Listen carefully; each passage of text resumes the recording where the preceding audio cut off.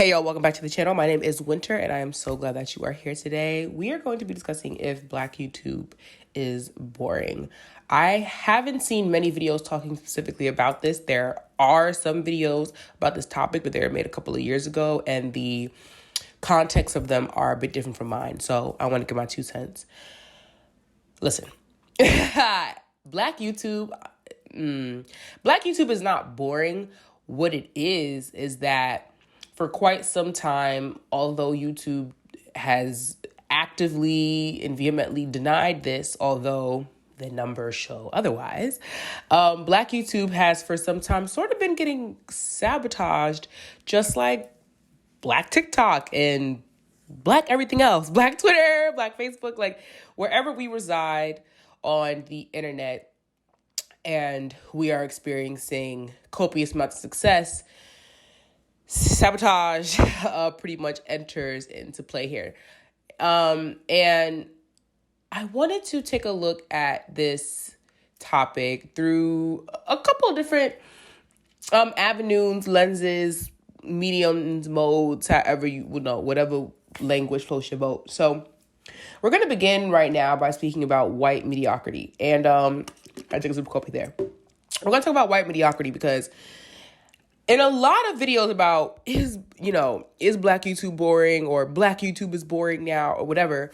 In a lot of these videos, what people aren't putting into the conversation is the aspect of white mediocrity and one, how we clearly don't have the benefit of being white or being able to be mediocre and what that means, especially on a platform like YouTube. So here we go. Just going to throw out an example for you all, right? Let's look at vloggers, for example. Let's take the subcategory of vloggers on YouTube. There are tons of people who vlog, tons of Black vloggers, tons of Asian vloggers, tons of Hispanic, tons of white. There's tons of vloggers. Vlogging is something that became very popular on YouTube, I want to say, in the last 5 to 7 years.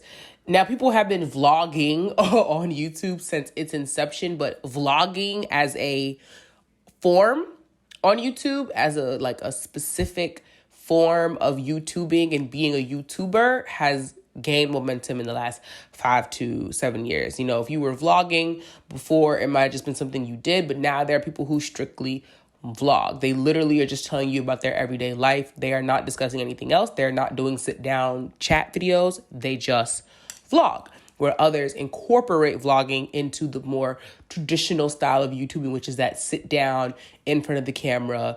I'm giving you, a theme. I'm giving you a setup. I'm giving you a scenario, etc., etc. So white mediocrity is the reason why YouTubers such as Emma Chamberlain can sit in front of a camera and make a cup of coffee and drink it and talk about her dog and turn the camera off and get 8 million views. Right? Now, am I saying that Emma Chamberlain's videos, don't take any effort or editing or storytelling? No, not at all. Emma Chamberlain makes videos in a very specific way. So much so that once her videos started getting popular and YouTube started pushing her out to everybody, people were copycats, right? People who even had their own success at the time when she was first out, had more subscribers than she had better views than she had, started copying that style of vlogging and video and editing because it was getting popular. But here's the thing.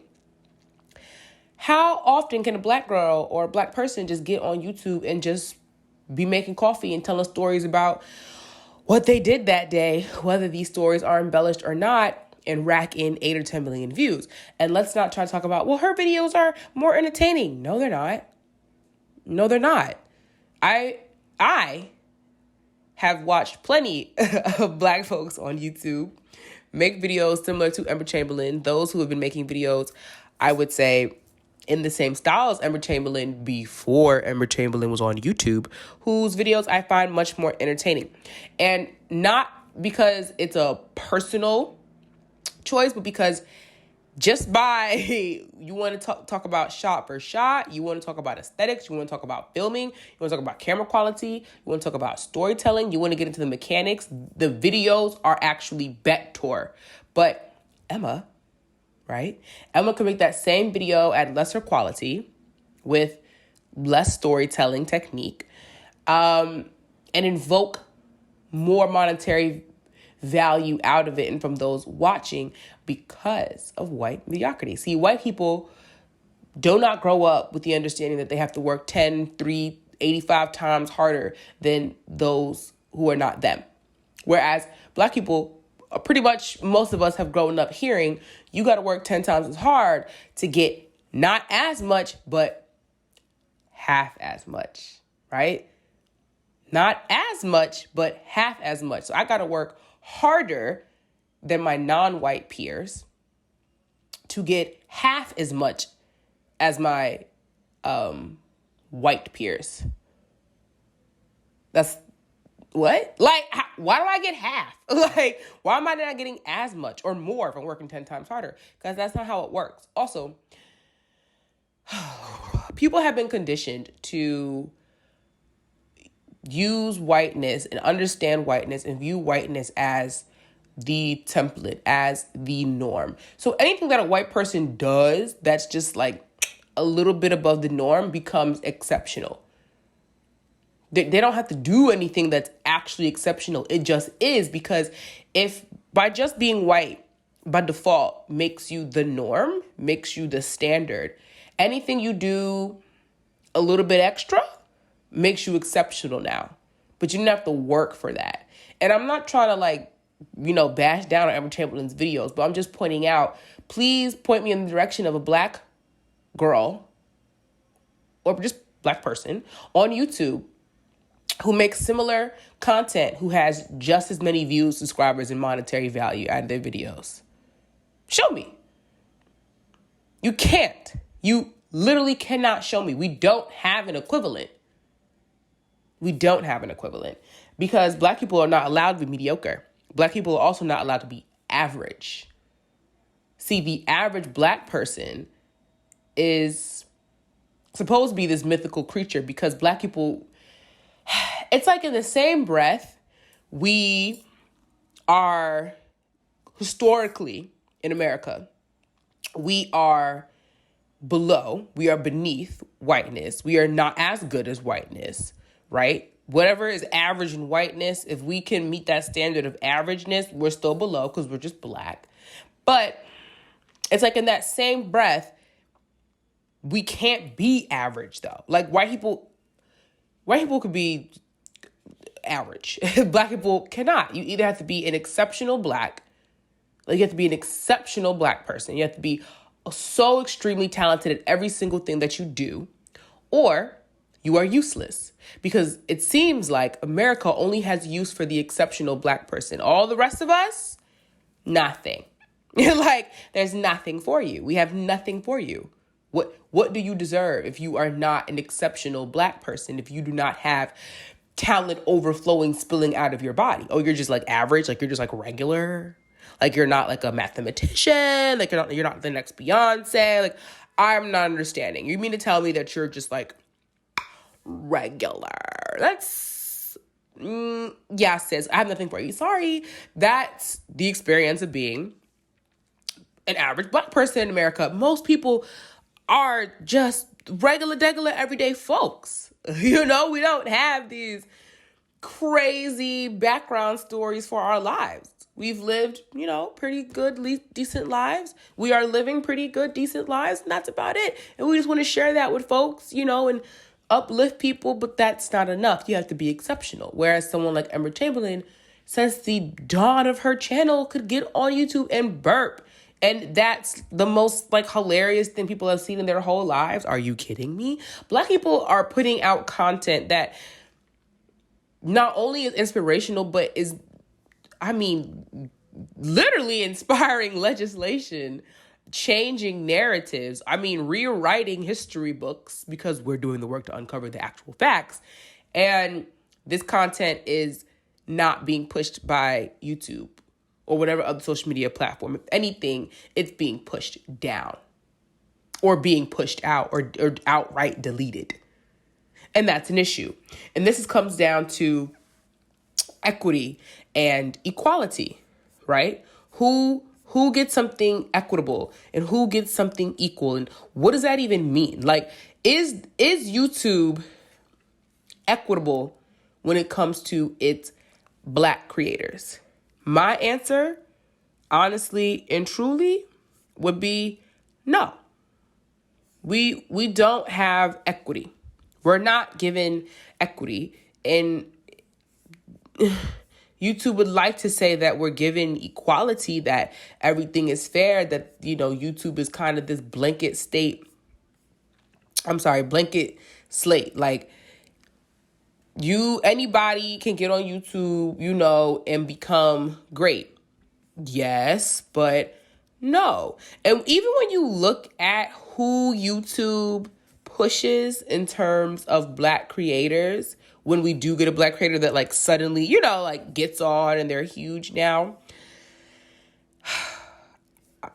Listen, Black people are not a monolith. Okay, thank you. Black people are not a monolith, and we come in all, life experiences. But I do feel that a lot of times when a Black creator does like really, really blow up on YouTube, like quick, they have to kind of fit into that same similar style of maybe their white counterpart, which is why I think a lot of times YouTubers, especially Black YouTubers who experience rapid growth on YouTube, like instantly get compared to a white counterpart.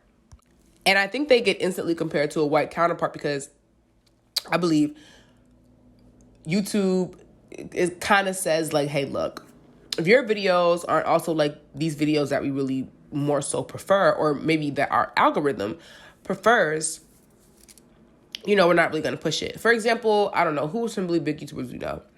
Okay, I'm a huge fan of Jackie Aina, so I'll use her as an example. Jackie Aina has never really had a moment on YouTube where she was suddenly experiencing rapid growth. Jackie Aina's been on YouTube for a decade now. Yes, a decade. And it's just been a progression of growth. Like, she has just grown substantially over those 10 years. But it took time for her to get to her 3.5 million subscribers now, right? She never really had that moment where it was like, boom, suddenly there was just this 1 month or couple of months where she gained 2, 3, 4, 5, 6, 7, 8 million subscribers. And, my question is, why not? She's had many videos that I think could have been the one to do that, but those videos were never pushed. No matter how much attention her videos got elsewhere. Like, you have places like Vogue, Elle magazine, right? Referencing Jackie Aina in her videos, and her content in YouTube is not doing the same. So that to me immediately says there is a disconnect. How can platforms, or how can publications such as those, like an Elle, like a Gucci, like a New York Times, be referencing her work and her content, and YouTube is not pushing it? If anything, you would think that's even more good publicity for YouTube. So let us push this video out even more. That's getting attention from these big major platforms. Maybe let's find a partnership and let's collaborate. Let's do something because that looks good on us, yet they don't. So clearly there's something up with the algorithm there, because they don't really want to give us equity. And again and again and again and again and again and again and again and again and again, YouTube has said that their algorithm doesn't determine things based off of race or sexuality or religion or political views or anything like that. So they say, but also time and time again, creators who make content in those categories, like make content specific to those categories, have shown us the patterns and have proven to us, have proven to us that yes, it does, or something in the algorithm does, because it makes no sense how not even just white, how a non-Black creator can make the exact same content of lesser production value. Let me say, I'm not gonna say lesser value because y'all gonna but let's say of lesser production value, and it gets more attention. and that person has even less subscribers. Y'all cannot bamboozle us into thinking it just got popular. No, it didn't. Because any creator on YouTube can go into their analytics and see what videos are gaining traction, what videos are getting pushed out, what is the trend, how are things getting popular. Black YouTubers subscribers aren't asleep. How many times have y'all gone into your faves comment section? How many times have y'all really gone into your faves comment section and seen people go, hey, I'm my post notifications are on, but I'm not getting notified of your videos. I know for me, I would say at this point now, and I'm not exaggerating, about 60% of the Black creators that I'm subscribed to, I'm not getting their notifications. I'm just not. Like, I'm not getting the email.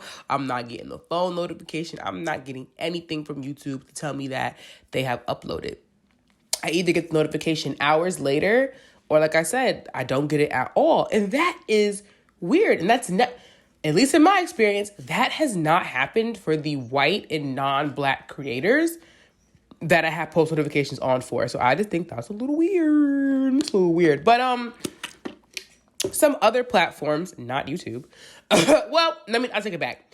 YouTube now has YouTube Black and this, that, and the third, but I'm about to get into my thoughts about that. So there are these Black incubator programs on social media platforms that that I know is an attempt to make nice, right? And be better and show that they are taking notice of an issue or, in some of their language, perceived issues, and they want to do right by them. But there's something about Black incubator programs to me that are not the answer. I don't think Black creators need to be incubated. I don't think we need help creating our content. I think y'all need to just be treating us equitably, treating us fairly, and showing our content just as much as you show others' content.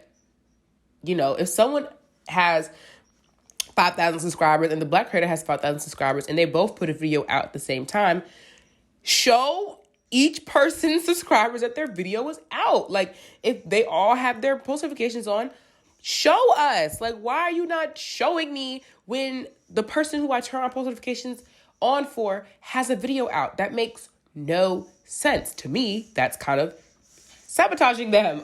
But Black incubator programs are interesting. And I think the one that has been probably the most successful is TikTok.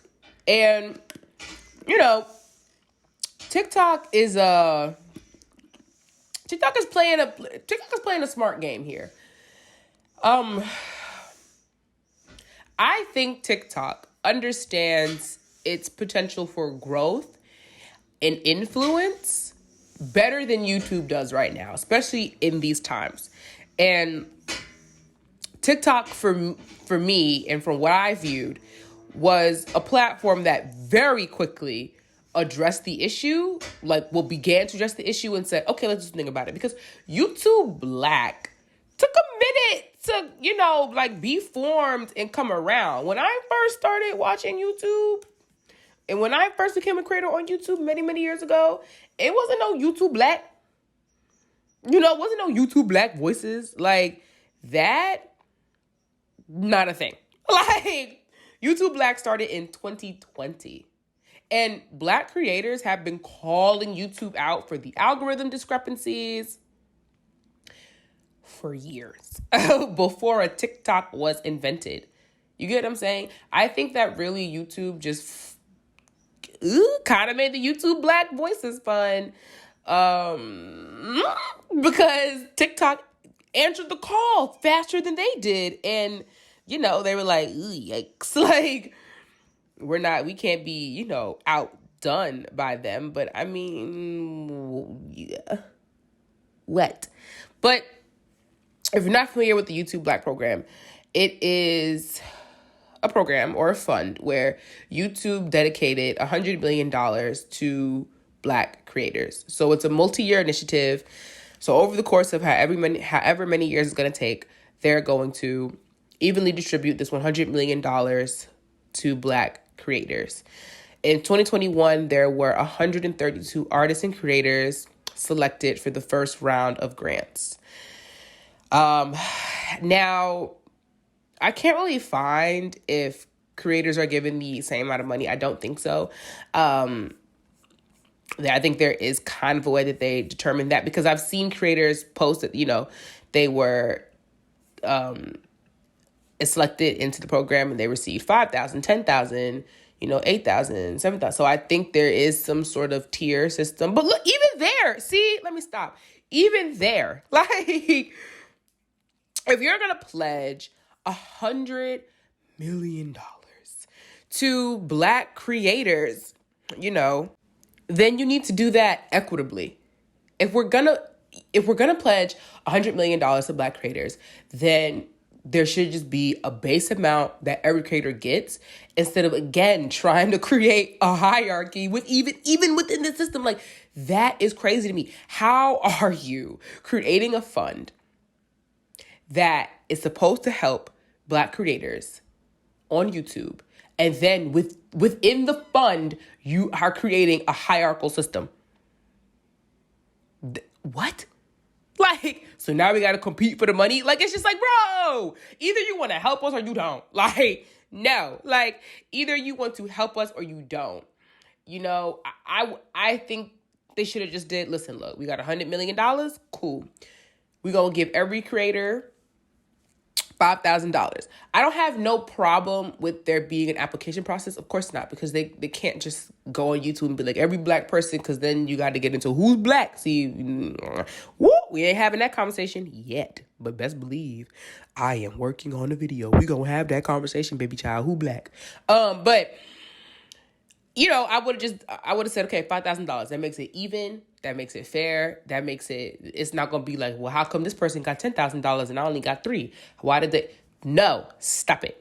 Because we don't need further division. Not if you're going to help us, right? If they were to give $5,000 to all the participants of the fund, every grant recipient, right? Yeah. If they just gave $5,000 to each recipient, that means that over however many years it takes them to do this initiative, they could award 20,000 Black creators $5,000.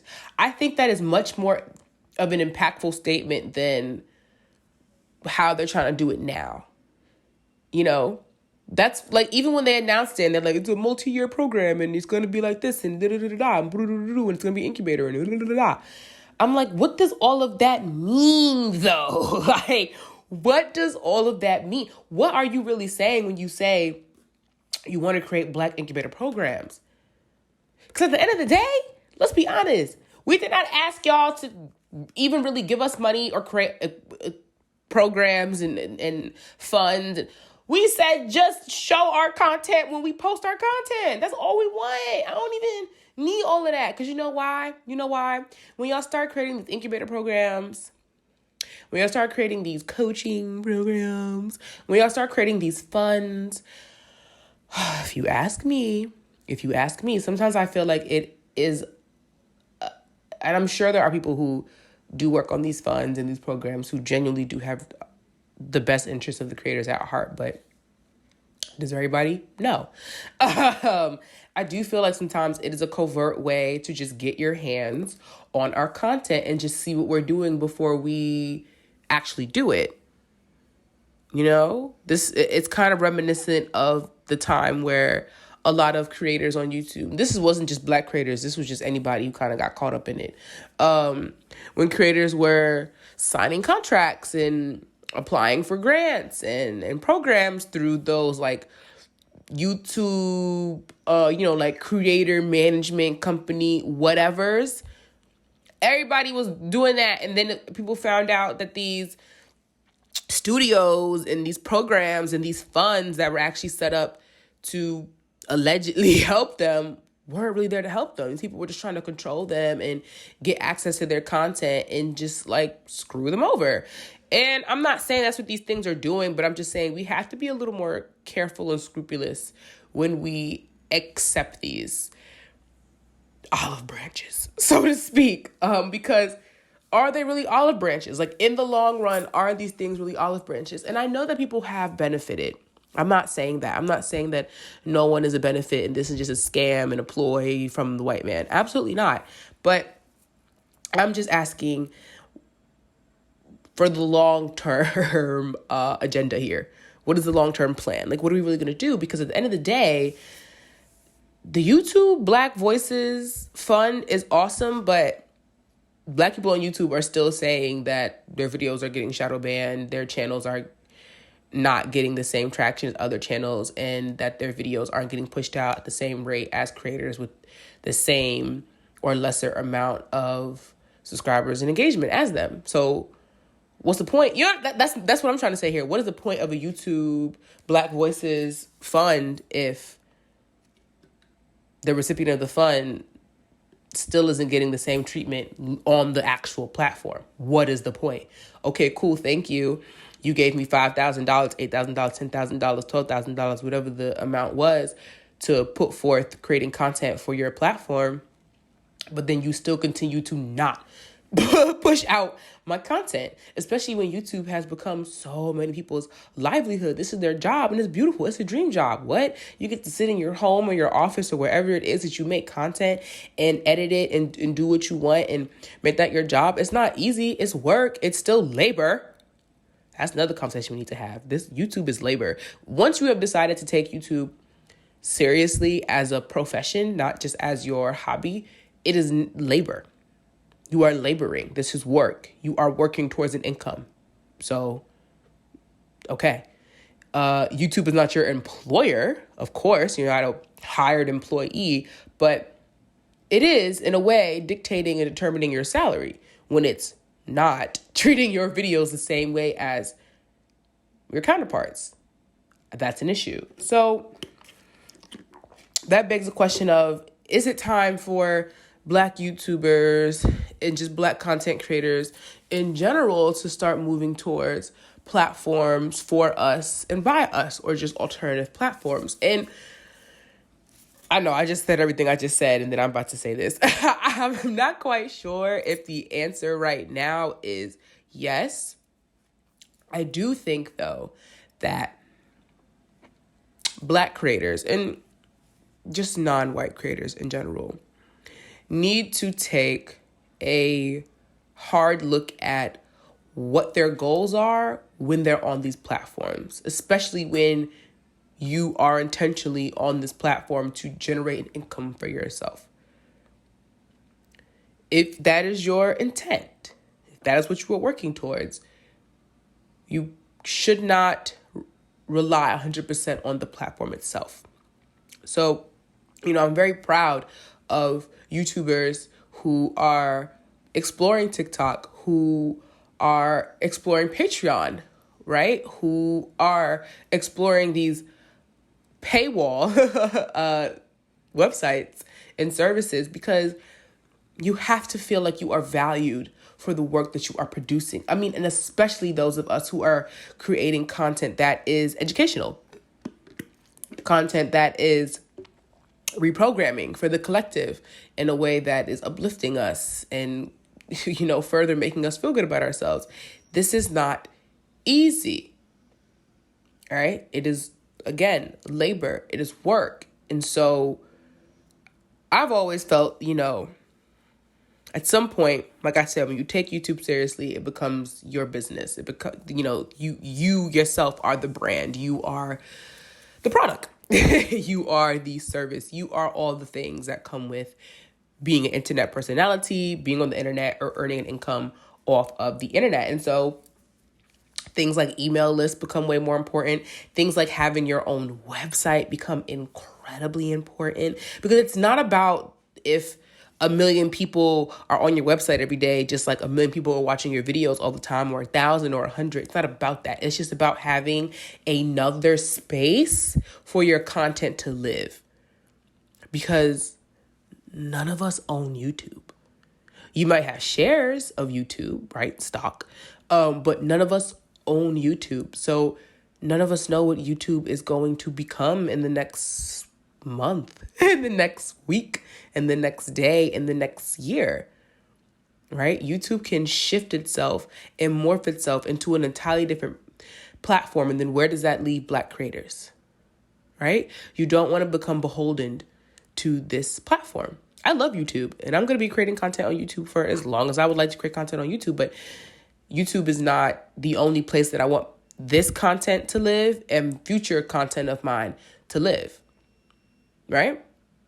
So I think that a lot of Black creators need to start shifting their mindset away from YouTube is not being fair to me, YouTube is not being equitable towards me, YouTube is not being this, that, and the third, and shift that mindset to, okay, listen, this is what it is right now on YouTube.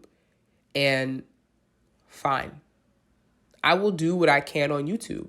I will give YouTube the content that I wish to give to YouTube. And I will also be working towards creating alternative holding spaces for my content and setting up paywalls for future content.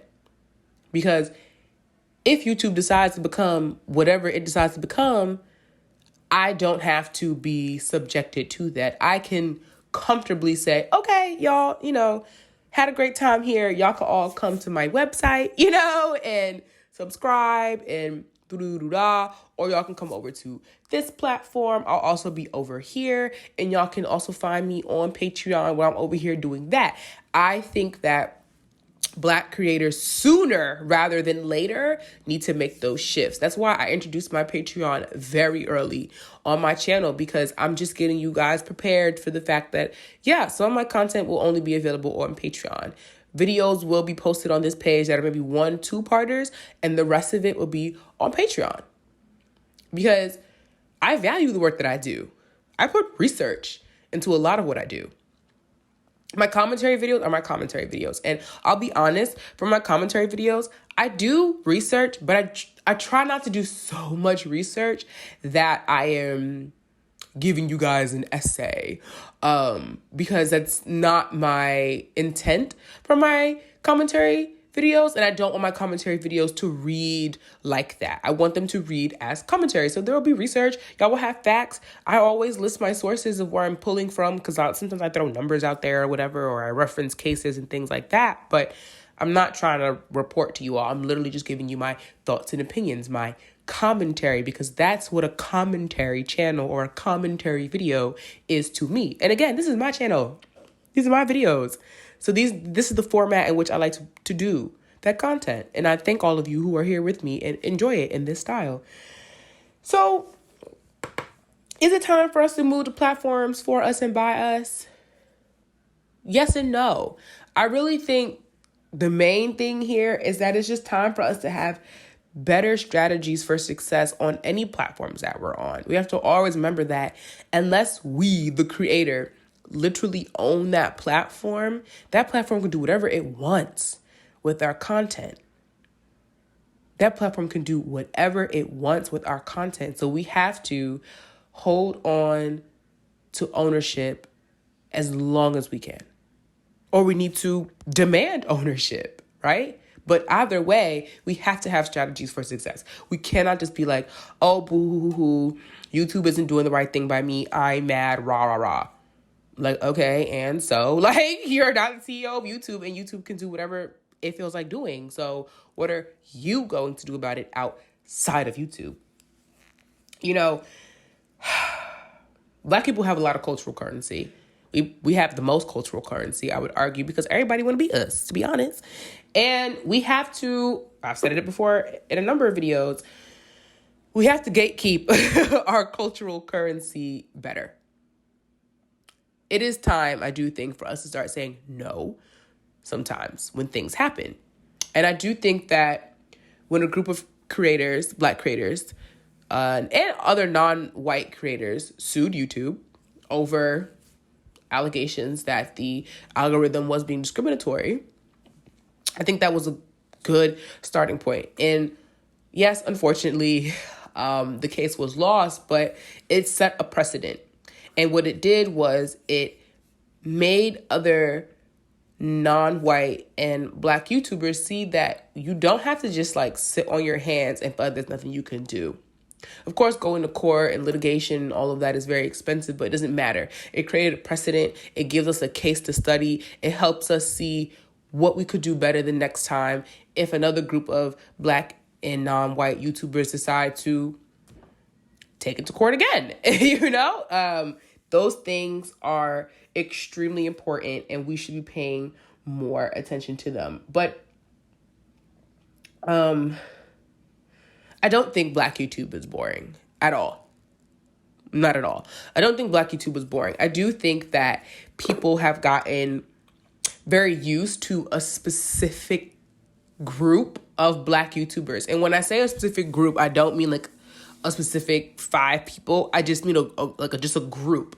There are categories that I think people believe, and yes, Black people believe Black YouTubers belong to and anything outside of that, people just kind of can't comprehend. Like, I'll see comments that'd be like, under white YouTubers videos who I watch, people be like, oh, I'm Black and I really enjoy your, and I'm not talking about the troll ones, like, because I will click on a profile to be like, is you Black? No, these are like really Black people, even content creators themselves, who be like, damn, I can't find any Black YouTubers on YouTube who are doing this thing that you're doing. And I'm like, girl, there are so many. What are you talking about? One of my favorite things to do on YouTube, and I'm not even joking, one of my favorite things to do on YouTube is literally just type in weekly vlog. And I will, change the settings so it shows me only the people who uploaded a weekly vlog that day. So I'll go weekly vlog, filters, today. And I will click on the first maybe like 10 Black YouTubers that I see. Let me see. Yeah, I'll click on the first 10. Now, if it's someone that I know I'm subscribed to, obviously I'm not about to click on that video because one, I've probably already watched it, or also I'm subscribed to you, so I'm trying to show myself new YouTubers. So, I don't click on people who I'm already subscribed to. But if I'm not subscribed to them and I don't know them, baby, I automatically off rip. I'm so serious. I automatically off rip, hit subscribe, turn on post notifications, and I watch their first maybe 3 or 4 videos. And I get into it. I just get into it. I really do. And even if I don't really get into their content, child, I stay subscribed because why not? I want us all to win. I really don't care. It don't cost you nothing to subscribe to you. It doesn't. It really doesn't. So, that's me. But anything that I'm interested in, like any hobby, any town. Ooh, here's something I've also been doing recently. So I've also been going on YouTube and just being like searching in things like Black in Thailand, Black in Paris, Black in Milan, Black in blank, Black in whatever place. And I will, again, first 10, click on their channel, subscribe, watch their first couple of videos. That's how I show myself new YouTubers, because I think what happens is people just kind of get stuck in a rut and they want to go, Black YouTubers boring. Well, that's because I think the majority of us are all subscribed to probably the same 100 Black YouTubers, because they might be the most prominent or the most well-known and the most shown, and we don't go outside of that. And by not going outside of that, by not exploring others, that's how you get, that's how you get the statement, Black YouTube is boring. Black YouTube is not boring. You're just watching the same 100 people, so you don't think there's anything else out there. There are a lot of creative Black YouTube. Oh my God, Tunerific Tariq. He just came to my mind. Tunerific Tariq is one of my favorite creators on YouTube. Favorite. He's Black. He's this Black guy. That's oopsies. But he's this Black guy. He has 221,000 subscribers, and he does retrospectives and deep dives and reviews of cartoons, of older cartoons, a lot of cartoons from the 90s, because that's when you were kids, right? I'm a 90s kid. So he does reviews of those cartoons. He'll do reviews of current stuff too. And it's super cool. He's been on YouTube for 8 years. And I just think that's awesome. Like, that's what I mean. Like, people, like, y'all, we're really out here, like, doing a lot of things. We're out here doing a lot of things. There's a lot of us creating a lot of awesome content, but I just think that we don't know about it because we just stay where we're at. We stay where we're comfortable, and we got to get out of our comfort zones. Like, Tutor for Tariq, I don't even know how I found his channel. I promise you, I typed in like black cartoon review, black movie review.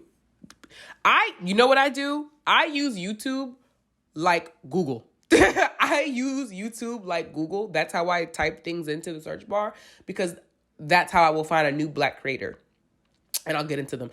I have watched all of Tutor for Tariq's videos, every single one. I'm waiting for the new one. He hasn't dropped a video in a month, but that's his pattern. His videos are, I mean, excellent. The production is amazing. The research is thorough. And, not me being out of coffee. Are you not embarrassed? Like, whoa. There we go. But he usually takes about, 3 to 4 weeks to produce these videos, and that's fine. The work speaks for itself. I see why it takes, 3 to 4 weeks to make a video, but he's doing amazing things, y'all. He's doing amazing things in the world of animation for Black people, and it's just like, come on, that's cool as fuck. That's so fucking cool.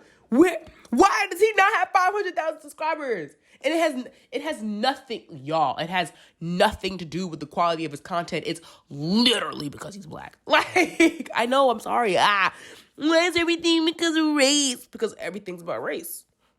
Like, that's why. That's literally why. Because everything is about race.